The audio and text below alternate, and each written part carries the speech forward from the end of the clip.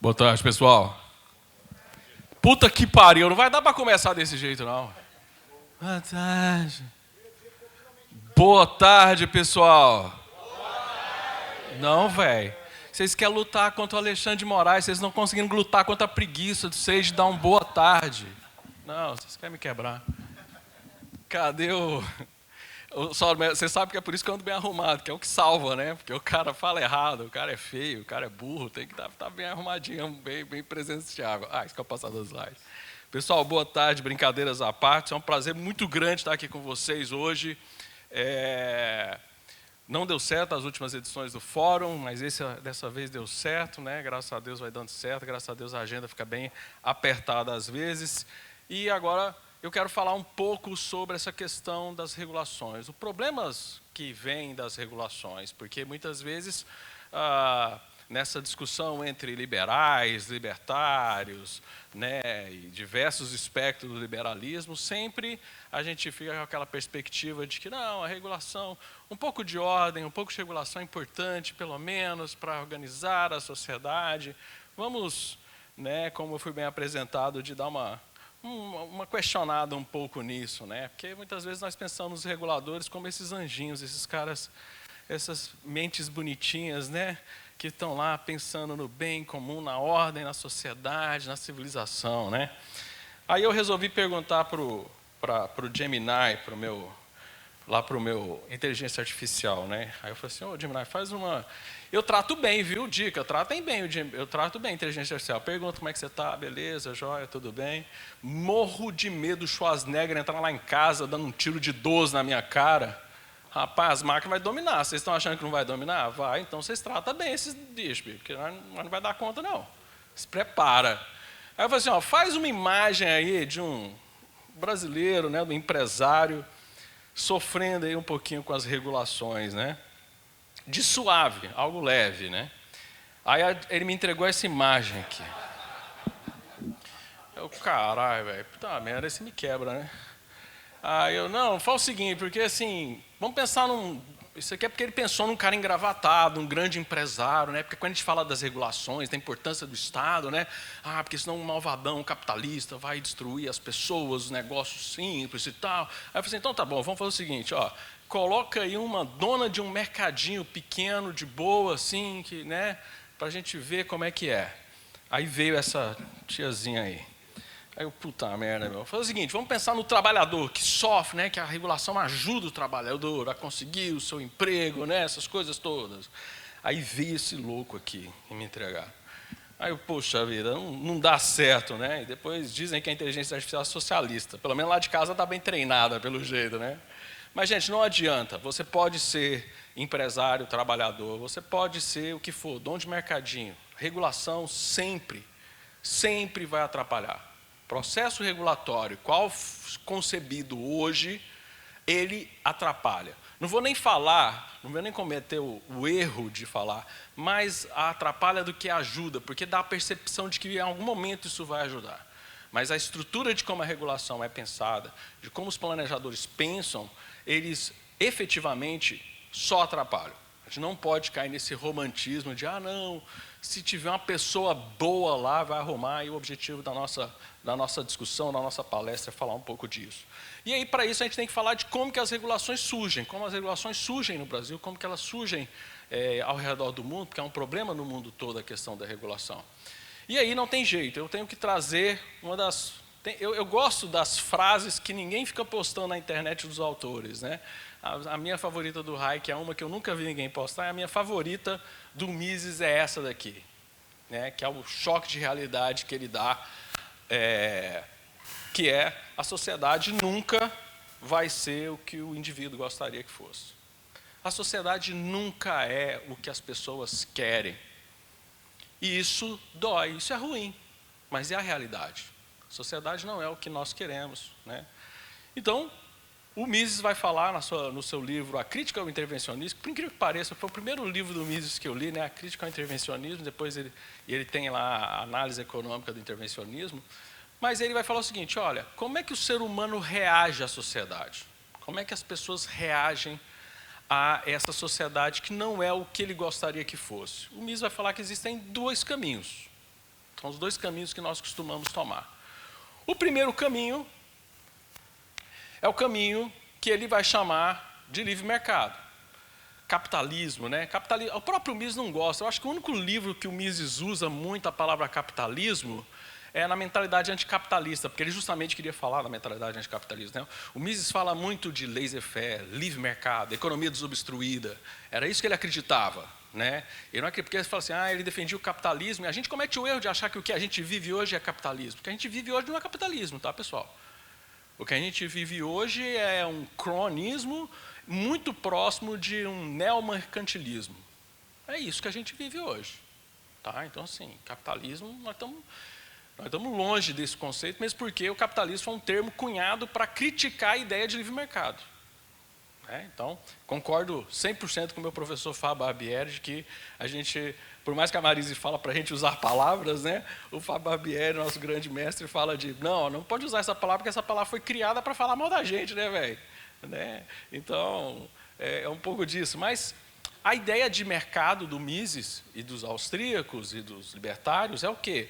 É essa interação das pessoas, é a cooperação entre pessoas. Por quê? Porque as pessoas querem resolver esse problema da sociedade que interfere na sua individualidade e, com isso, eu vou precisar cooperar com o outro para eu me beneficiar. Até pouco tempo atrás, eu machuquei minha panturrilha, eu estava dando palestra de bengala, e aí era engraçado, porque eu sempre estava usando o recurso da bengala para falar a importância do livre mercado, né? Porque olha só que legal, se não fosse o cara da bengala ganhar dinheiro vendendo bengala, não existiria bengala para eu usar hoje. E se não fosse essa bengala? E ele fala assim, o cara está lucrando com o sofrimento dos outros, o cara está lucrando com a dor da perna do fulano. Graças a Deus, porque se ele não lucrasse, ele ia parar de fazer bengala, e eu não teria a bengala para usar, eu ia ter que dar palestra segurando, esbarrando a parede, segurando os lugares. Porque é essa informação que o lucro transmite, é um resultado de uma cooperação. Eu gostei do seu produto, eu vou usar. Mais cedo falaram de... Quem falou? Foi o Narlock que falou da loja que vendia sonho misturado com croissant, né? Croissant, ele, é horrível e tal, mas a empresa deu certo. Claro, porque tinha gente comprando, aí. E é o prêmio do cara saber que aquela ideia deu certo. Como é que eu sei que minha ideia deu certo? Tem gente querendo comprar, tem demanda. E é isso, é o resultado. Esse é o resultado da cooperação, e isso a gente chama de mercado. E a forma melhor da gente resolver problemas da sociedade, que são muitos dispersos, é com pequenos empreendedores resolvendo problemas no microambiente que eles vivem, e com isso eles obtendo seus lucros para poder resolver o problema das pessoas. E com isso a gente dissemina e possibilita uma sociedade que possa começar a funcionar um pouco melhor do que a gente estava enfrentando até então. Mesmo porque o livre mercado, gente, não se iludam. Não é aqueles panfletinhos daquelas igrejas lá, já viu? Tem umas igrejas que tem um folhetinho lá do céu, como é que vai ser o céu, né?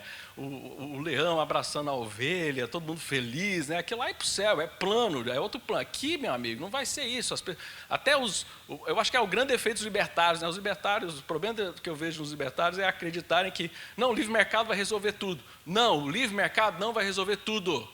Mas o livre mercado, pelo sistema de cooperação, permite que os problemas sejam resolvidos de forma mais rápidas do que se forem decididos pelo oposto disso, que é o planejamento central.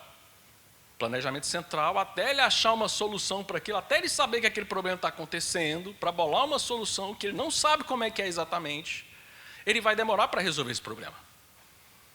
E, às vezes, o problema, quando é pensada a solução, né, que nem falaram mais cedo, né, como é que a gente resolve o problema das compotas, né, o Gilson Marx falou, né, tem 4, abre 2, e será que é uma solução, né, do planejador central que está longe, que para ele tanto faz, se abrir 2, 3 ou 4, ele não está lá participando. Quem viu aquela série Chernobyl, da HBO?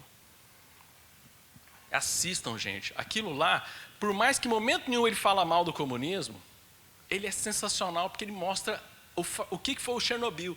Chernobyl não foi um acidente nuclear, tá? Foi um acidente do planejamento central. Por quê? Uma coisa é uma usina dar problema, ela deu problema. O grande problema de Chernobyl foi, quem que vai ligar para Moscou para falar que ela explodiu? Aí os caras demoraram um tempão. Aí quando alguém resolve ligar, o que escuta lá? Não, o manual do camarada está falando que ela nunca vai explodir. Você está errado. Não, ela explodiu.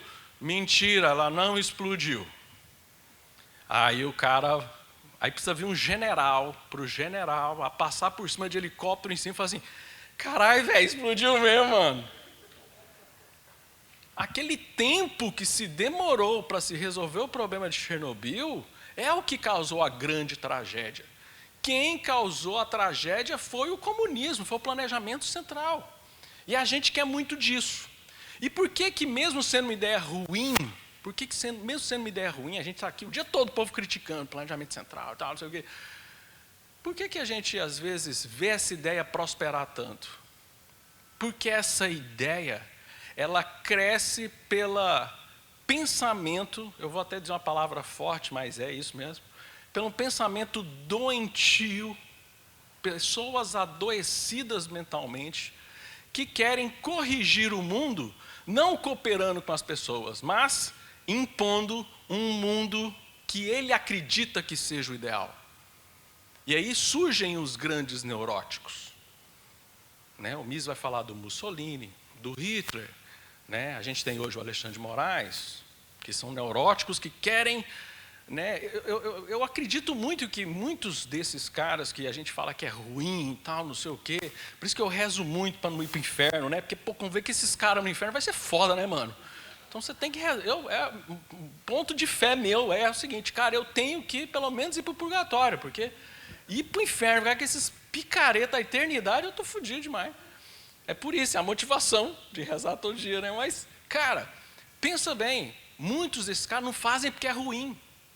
O Alexandre de Moraes, eu acredito muito que ele não está fazendo porque ele tem um ódio e tal. Por mais que é o sentimento que ele tem, mas ele acredita que ele está fazendo o correto. Quando você vê o Barroso falar lá, o Barroso não, o Barroso saiu, né? É agora, o presidente atual, é ele que falou, nós vamos reconstruir. Ele acredita que ele realmente vai reconstruir. Ele acredita que ele é um bom moço, assim como o Hitler. Poxa, pensa bem. O Hitler pensou uma sociedade massa pra caramba, só ariano, só loirão de 1,80 m, bonito, que fala alemão. Porra, a melhor sociedade do mundo, velho. Tem que matar os judeus e os pretos tudo, mas o que é isso comparado com uma sociedade que só tem gente linda, maravilhosa, loirão? O cara acredita, então a gente mergulha nisso. Agora, eu quero que a gente nessa palestra pare de pensar um pouco no Alexandre de Moraes. Vamos pensar em outros neuróticos que habitam o governo. Vamos pensar nos auditores da Receita Federal. Vamos pensar em fiscais do IBAMA. Vamos pensar na galera que vive querendo me processar, que é o pessoal do IFAM, né? Porque eu falo mal pra caralho do IFAM, né, velho? O IFAM que é aquela cidade linda, maravilhosa e tal, né? Aí toda palestra eu falo mal do IFAM, aí eu recebo mensagem, não, vamos te processar, seu vagabundo e tal. Aí, graças a Deus, ainda não chegou. Às vezes eu estou processado, nem sei, né? Então esse é o grande problema. Às vezes a gente está tão preocupado lá com Brasília, com Alexandre de Moraes, e a gente tem pessoas, a gente tem neuróticos destruindo o nosso dia a dia. Tem neuróticos ali que trabalham do lado do Rodrigo lá, como vereador lá junto com ele, atrapalhando, né? Né, Rodrigo? Tem algum, você não pode falar o nome, eu posso falar, né? Tem uns neuróticos lá, uns dois pelo menos lá, que quer, não, se mudar, Jaraguá do Sul tem que fazer assim, que aí vai ficar bonito, aí vai funcionar. Ele vive esse mergulho de mentalidade. E o Brasil tem um experimento muito interessante do absurdo do neurótico do planejamento. Chama-se Brasília. Planejamento central. A cidade com o maior nível de planejamento urbano do mundo. Yangel, que é um grande urbanista, toda palestra dele ele fala de Brasília. Graças a Deus que ele sempre fala mal. Ele chama o defeito de síndrome de Brasília. O que nós libertários chamamos de defeito do planejamento central, o maior urbanista do mundo chama de síndrome de Brasília. Você tem um lugar onde você tem tudo exatamente planejado. Primeiro que é um absurdo você ter uma cidade que o desenho da cidade foi um resultado de um concurso. Vocês sabiam disso? Quem não sabia que Brasília foi um concurso? Falar assim, nós queremos fazer uma cidade no meio do nada. Mande os seus desenhos aí, a gente vai escolher. Aí o Lúcio Costa pensou num avião, um avião. Todo mundo fala mal do Oscar Niemeyer, é injustiça, né, velho? Tá, ele era comunista também, mas a pior maldade foi o Lúcio Costa. Brasília é isso aqui por causa do Lúcio Costa, não é por causa do Oscar Niemeyer, não. O Oscar Niemeyer que fazia aqueles prédios, parecendo uma pique e tal. Mas, assim, via de regra, o problema urbanístico é do Lúcio Costa. Aí o Lúcio Costa teve ideia, vou fazer uma cidade parecendo um avião. Esse aqui é o desenho que ganhou o concurso, tá? Vamos fazer aí os caras, cara, que doido, moderno, um avião, vamos fazer um avião, sensacional. É um lugar onde você tem o lugar onde morar, o lugar de trabalhar, o lugar de tudo certo. Cara, lá tem um setor, quem aqui é de Brasília ou já foi em Brasília? De Brasília, vamos primeiro, porque quem é de Brasília costuma defender Brasília, eu tenho que saber quantos inimigos eu tenho. Quem é de Brasília? Não, ninguém, ufa, é uma droga mesmo, vamos. Se tivesse uma pessoa falando assim, veja bem, né? Então, aí a gente contornava, né? Mas não. Cara, lá tem setor de oficina, mano. Se o seu carro quebrar longe do setor de oficina, você tá ferrado, velho. Porque você tem que levar o carro para o setor de oficinas, né? Então, assim, é uma porcaria isso. E quando Brasília fez 9 anos de idade, Brasília de 1960, e aí tudo era extremamente planejado. O que aconteceu em 1969? Em 1969, Brasília tinha 79 mil ocupações irregulares. O que são ocupações irregulares? Pessoas que chegavam em Brasília, não conseguiam atender o urbanismo pensado pelo senhor Lúcio Costa e faziam as casas ali nos lugares que não era como o planejador pensou, como o IPHAN queria, né? E aí o pessoal falou assim, vamos resolver esse problema. Aí eles montaram uma comissão chamada Comissão da Campanha de Erradicação das Invasões. Aí eles fizeram um seminário. Cara, os caras ficaram uma semana estudando como é que vamos resolver o problema das ocupações irregulares. Vocês sabem como é que eles resolveram? Vamos expulsar todo mundo. 79 mil ocupações foram expulsas. Expulsas para onde? Para o nome disso daí, ó. Ceilândia. Ceilândia, que é um bairro em Brasília, é resultado pegou todo mundo que estava irregular, pegou e jogou lá. Literalmente jogou, porque se é para você pegar o mapa de Brasília, aqui está o plano piloto, né? Eu não sei passar o laser aqui, mas aqui está o plano piloto. Ceilândia está aqui, ó. Eles queriam ter jogado em Goiás. Pobre, vai para fora porque pobre. E aí é o que eu quero falar aqui. O regulador, se algo é feio para o regulador, se aquilo não fica bonito para o regulador, ele está cagando para as pessoas. Ele está nem aí para a sociedade, porque o importante é que seja exatamente como foi planejado. E é esse o verdadeiro risco do planejamento central. Você correu o risco de perder tudo porque não está bonitinho do jeito que o planejador pensou. E eles colocaram de propósito lá no fundo mesmo. Ó. Ali é o retrovisor, quando o piloto do avião está olhando para o retrovisor, ele vê a Ceilândia lá no fundo, lá onde ninguém quer ir. É longe para caraca. Não é exclusivo de Brasília, todo planejador faz isso. Né? O Jânio Quadros fez a lei de desfavelização de São Paulo. Como é que ele fez a lei de desfavelização? Tirou a favela de um lugar e jogou ela para um lugar mais longe, onde não atrapalha a vista. Foi exatamente isso que ele fez. Né? Paulo Maluf desocupou mais de 50 mil pessoas para fazer uma rua, para fazer o complexo Roberto Marinho. Expulsou. Estou nem aí se você mora aqui há 20 anos. Estou nem aí, cara. Aqui a gente precisa de um lugar bonito. A gente precisa de uma área bela, porque a nossa cidade precisa ser bela, precisa ser bonita, e se esquecem das pessoas. Eu estou falando estou focando aqui no micro da cidade, do espaço urbano, mas se a gente pensar, tudo isso é assim. E às vezes a gente acha que a gente tem que mudar Brasília, né? A gente tem que mudar a nossa realidade, o nosso dia a dia, os acontecimentos na nossa realidade, né? Da onde o Estado intervém na nossa vida. Eu vou fazer um teste aqui não é nem 7 erros, a gente fala assim, 7 erros, não, aqui é um erro. Quero que vocês achem a diferença dessas duas imagens. Tem essa imagem aqui, Morro da Previdência, no Rio de Janeiro. Agora vou pôr outra imagem, vocês falam a diferença. Se o problema é... Porque assim, os arquitetos gostam de falar assim, mas é porque o problema da favela é que a favela não tem o recuo, não tem o espaço, não existe dignidade, né, e tal. Então me falem, qual que é a diferença dessa imagem para essa imagem? Qual que é a diferença? Vou voltar. Às vezes ficou difícil achar a diferença. Isso daqui é diferente do que disso daqui? Só tem uma diferença. Pobreza. Ali é pobre, aqui é rico. Mas o uso do espaço é o mesmo. O espaçamento entre as casas é o mesmo. Problema espacial, problema urbanístico, é o mesmo. Então por que a gente odeia tanto a favela? Por que a gente quer se livrar da favela? Né? Por que a gente não regula... Na arquitetura o pessoal fala muito um termo que eu odeio, que é assim de...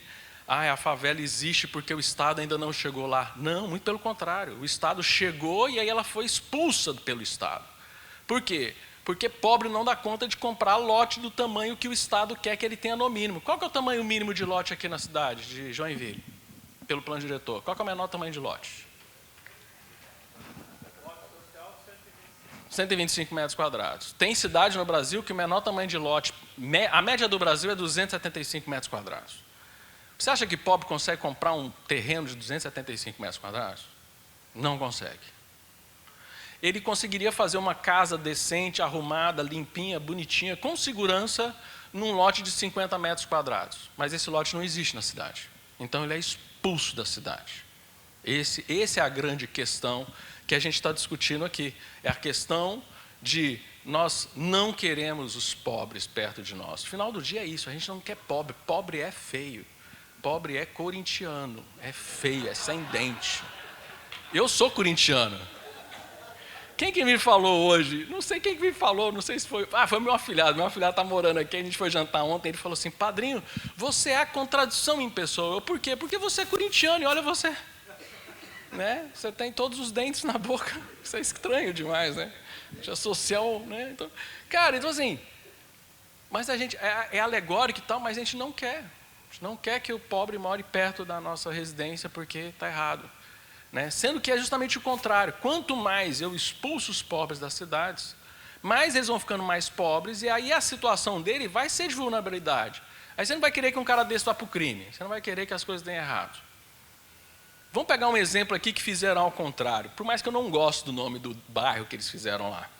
Medellín. Medellín é uma das cidades, até então, era uma das cidades mais perigosas do mundo. Não só por causa do cartel de Medellín, mas porque tinha essa favela aí, que era uma favela, cara, era um trem perigoso pra caramba. Como é que os caras resolveram a questão de crime lá?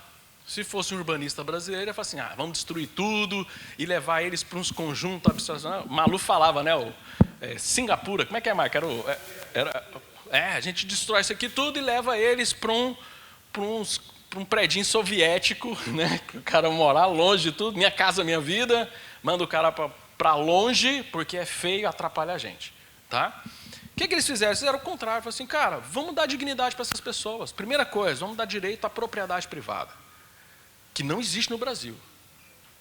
Por que o Maluf conseguiu expulsar tanta gente fora para fazer rodovia? Por que expulsaram mais de 1.000 pessoas ali em Fortaleza, porque precisava fazer a avenida para ligar o Castelão lá, para fazer a Copa do Mundo bonita, expulsou um monte de gente.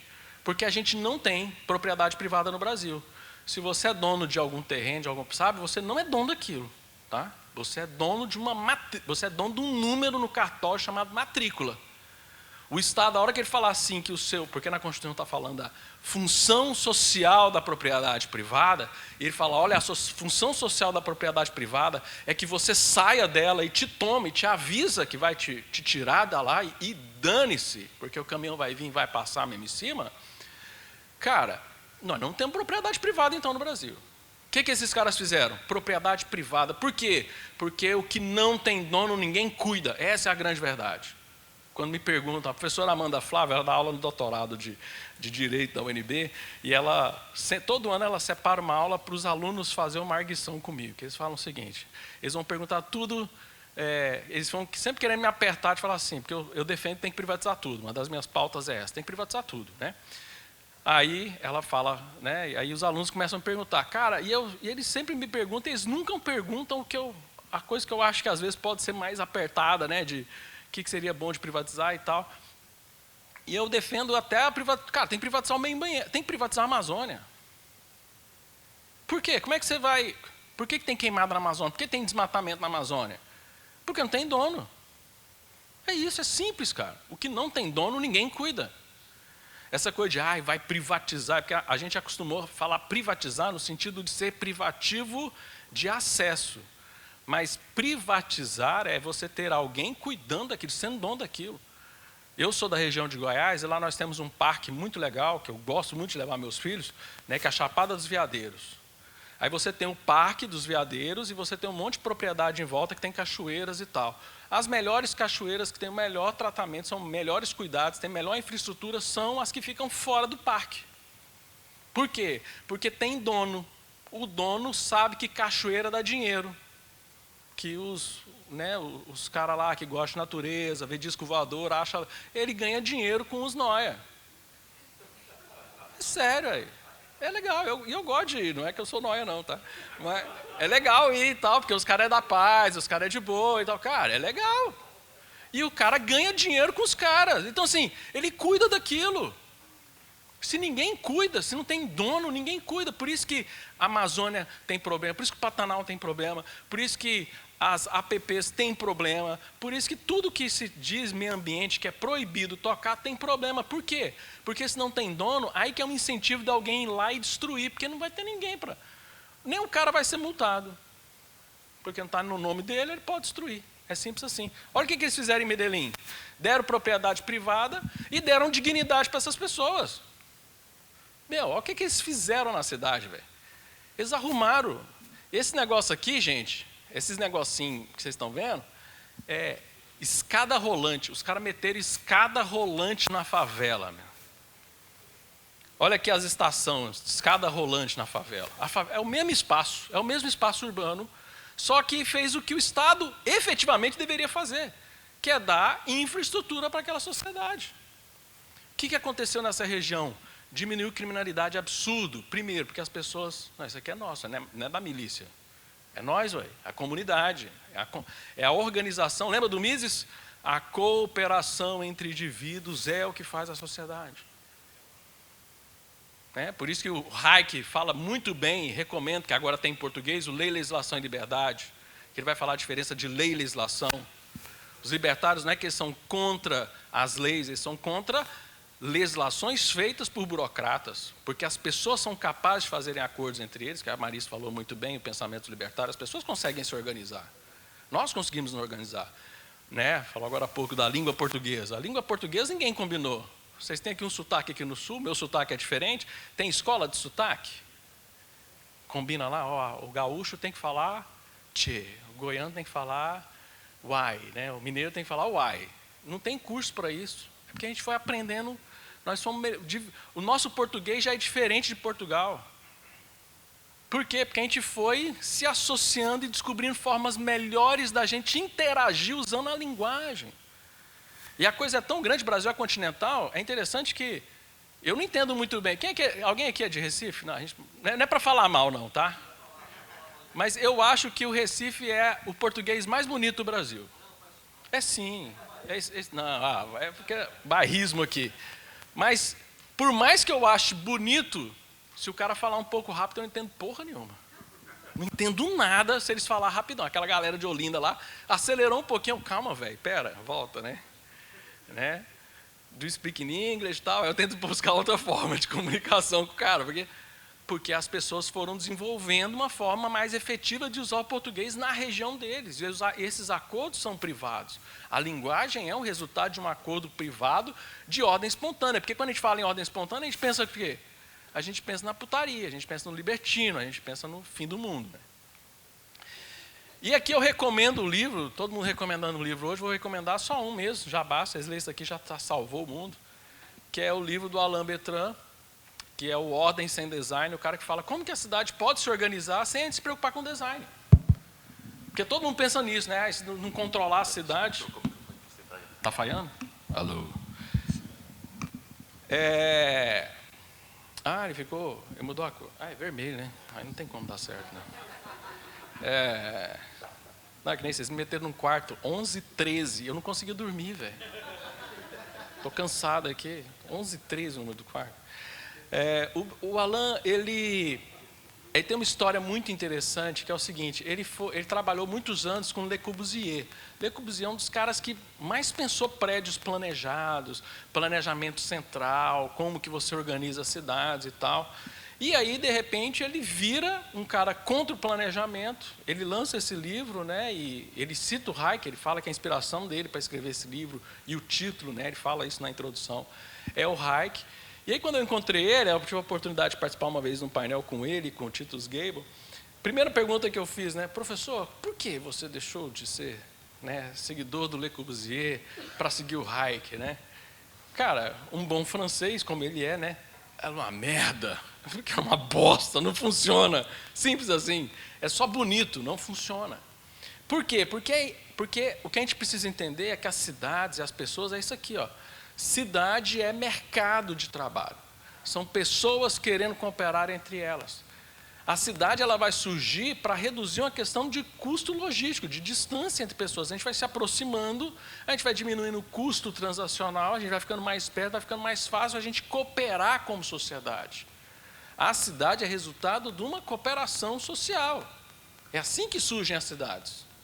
Né? Principalmente na Europa surgem pela queda dos muros lá, porque já tinha cidadelas e as pessoas foram concentrando mais, mas quando você pensa nos Estados Unidos, você pensa no Brasil, as cidades vão ser as pessoas se organizando para reduzir os seus custos, para oferecer o seu serviço, para fazer o trabalho. E aí o mercado reduz esse grande problema do espaço, concentra e forma a densidade. Mas a densidade é algo feio. E aí os arquitetos, eles gostam de quê? De pensar no design. Ah, tem que ficar bonito, tem que ficar organizado. Mas às vezes o bonito e organizado não vai trazer o benefício que a cidade foi criada, das pessoas estarem perto. Né? Eu moro numa cidade, eu moro em Goiânia. A cidade é uma das poucas cidades do Brasil que não tem limite de prédio. O plano diretor não fala de quantos andares pode ter. Né? Então, a minha região onde eu moro, meu prédio não é o mais alto e tem 33 andares. Eu moro no 26º andar. Aí, uma vez, um repórter de Porto Alegre, me ligou, Aí o cara de Porto Alegre me ligou e falou assim, como é viver... O senhor não se sente muito claustrofóbico, um prédio muito perto do outro, né? Aí eu, compensa, né? E não precisar pegar o carro para ir comprar pão. Compensa eu poder fazer tudo, né, a pé, poder fazer tem um parque perto de casa, tem escola, tem tudo perto de casa. Mas isso é para poucos, né? Porque o pobre foi expulso, ele está longe, né? Porque ele não consegue comprar aquele metro quadrado. Por que aquele metro quadrado é caro? Por uma questão de um monte de exigências, porque não é só o lote ter um tamanho grande, é que tem que ter um recuo, aí tem que se afastar não sei quantos metros do muro, tem que ter não sei quanto de área de drenar. No final das contas, um lote de 300 metros quadrados, você pode construir um máximo, um terço dele. Então, aquela casa, ou metro quadrado da casa, fica muito caro. E aí o pobre não consegue adquirir isso. E a gente pega o Japão fez o contrário, né? Porque lá eles não tinham espaço mais, né? Eles começaram a fracionar os lotes, fraciona, para caber mais rápido. Esses dias eu vi uma foto de um prédio foi feito entre 2 prédios. Cara, muito doido, devia ter posto essa foto aqui. Tinha 2 prédios, aí o cara construiu um prédio no meio do prédio para aproveitar dessa nova regra. Por quê? Para aumentar o densamento. Por quê? Porque as pessoas precisam aproveitar o máximo do espaço pequeno que você tem. Como a gente tem esse problema de espaço, a gente vai formando... Tudo quanto é cidade hoje que você vê já está quase colado em outras já, né? Não precisa nem mais ser metrópolis, né? Pode ser uma cidade média, quando você vê ela já está colando, já está com aquelas áreas de conturbação, nossa, eu sempre troco essa palavra, né? De uma cidade fica ali colada demais uma na outra. Isso é resultado do quê? Das pessoas tendo que morar longe. Não é porque a cidade está crescendo, é porque pessoas foram expulsas da cidade e elas vão se aproximando da cidade, vai formando outra e vai vindo. Essa é a realidade que a gente vive, né? E aí a gente tem esse negócio de achar que o problema é o mercado. Quantas pessoas aqui escutam falar que o problema da cidade é especulação imobiliária, mercado imobiliário? O mercado imobiliário, se ele fosse tão problemático, ele já teria acabado. Porque se oferece só problema para a sociedade, ninguém compraria apartamento problemático.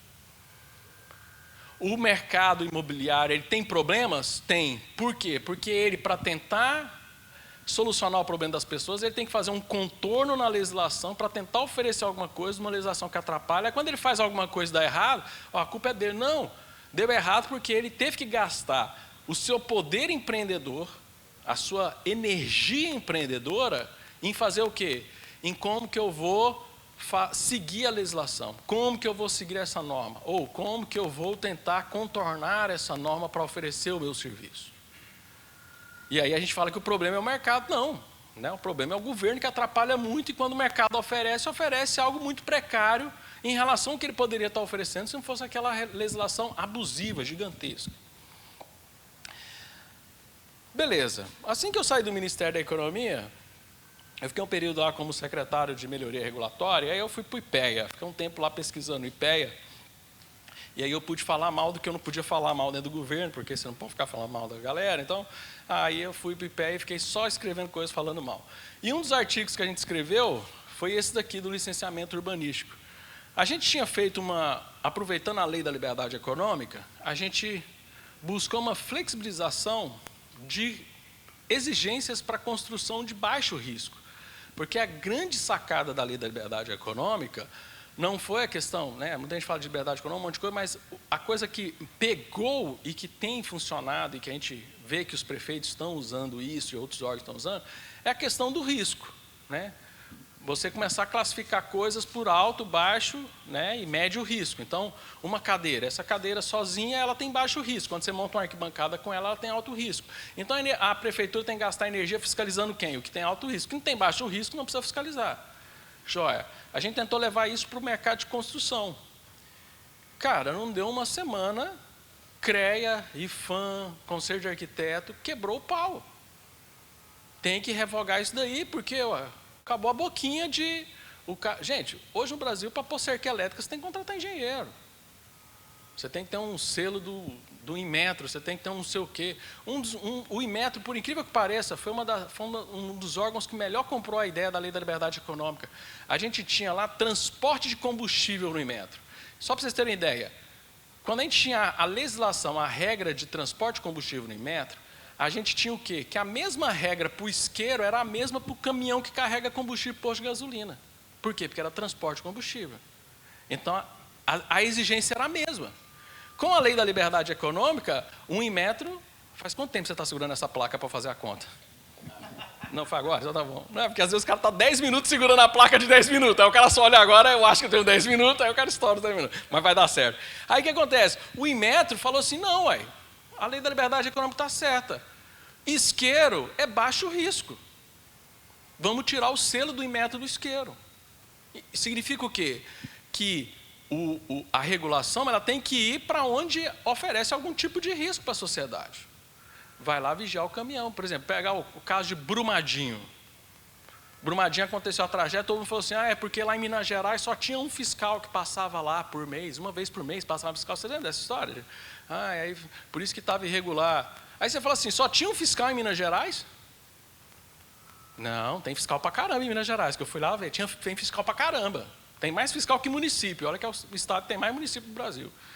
Mas é porque o fiscal tem que fiscalizar o pipoqueiro, tem que fiscalizar a moça que faz corte e costura, que conserta a calça, tem que vigiar aí se a cerca elétrica está sendo instalada de forma correta, se a casa tem um recuo. Eu tenho um imóvel em Goiânia, que eu não... Em Goiânia não, é na cidade do lado, é Aparecida de Goiânia, que eu não consegui o habite até hoje. Por quê?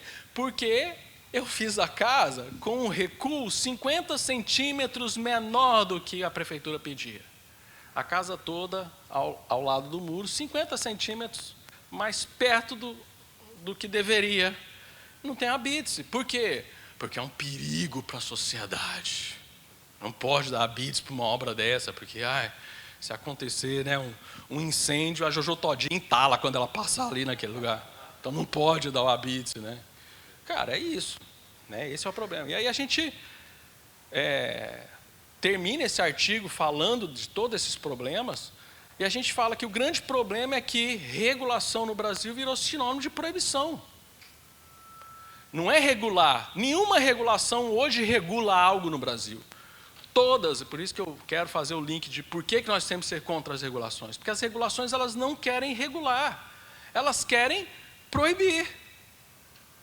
Estive essa semana numa audiência pública lá em Brasília, numa comissão que quer regulamentar a profissão do motoqueiro de entrega de comida, de iFood, essas coisas.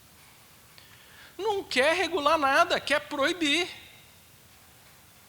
Quer ferrar o cara, quer proibir o cara para o cara não fazer aquele serviço. Aí eu estava, eu e o Rodrigo Marinho e uma banca outra lá de 5 experts em direito constitucional, sei lá o quê, e os caras falaram assim, o problema é porque a gente não pode aceitar, cidade de São Paulo, 2 motoqueiros que fazem a entrega morrem por dia. Aí eu falei assim, nossa, então antes de aplicativo ninguém morria. Antes do iFood ninguém morria, né? O problema é o iFood? Não, o problema é que o trânsito é uma merda. Por que o trânsito é uma merda? Por uma série de fatores. Mas não é por causa do aplicativo. O cara trabalha muito e fica exausto. Primeiro, por quê? Porque o cara vê que vale a pena trabalhar muito. Ele ganha mais grana que se ele tivesse no CLT. E outra, ele fica muito tempo preso no trânsito, que é um problema de regulação do trânsito, que o trânsito é horrível, porque a gente quer planejar o trânsito exatamente como a gente gostaria que o trânsito fosse. Quantas pessoas ficam presas... Você já ficou preso no congestionamento e falou assim, por que todo mundo veio de carro hoje? E você dentro de um carro, né? Olha que legal. Você não está errado de usar o carro, mas as pessoas que estão na tua frente estão erradas de usar o carro, né?